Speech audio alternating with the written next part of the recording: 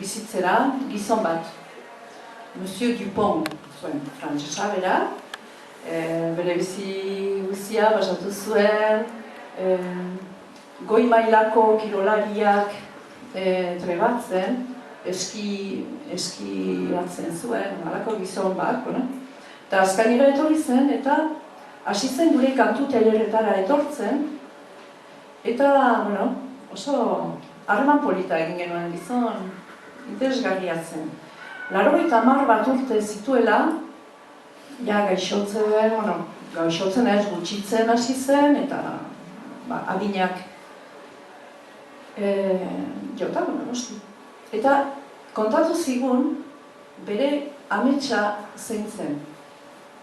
Bere ametsa zen, hilko zelarik, larrun bendira, kaskora, eraman genezan guk gorpua, saiek jandezaten, putrek.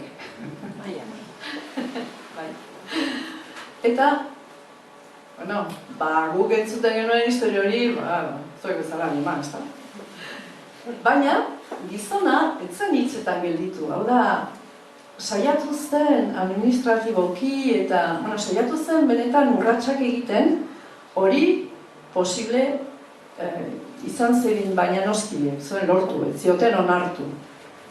Eta hiltzen, gure Gilpon, gure gizona hiltzen. Ehortzi zuten egunean, Azkaingo herriko plazan antxe, Eliza aurrean, nik eta hanginenok, lekukoak badira, inoiz ikusi ez genuen saldoa hurbildu zen. Karagarrizko sai pila igoten dira, larrunaldean eta ikusten dira, baina etorri ziren eta Eliza gainean sekulakoak, eta guk historia hori ezagutzen genuenok, elkarri begira gelditu ginen, hau zer da? Ara? Hau da, gertatu zena.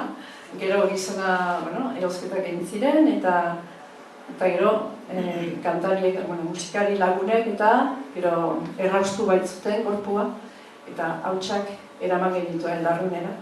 Eta, gutxienez, hautsekin konformatu behar izan zuten, saia, baina.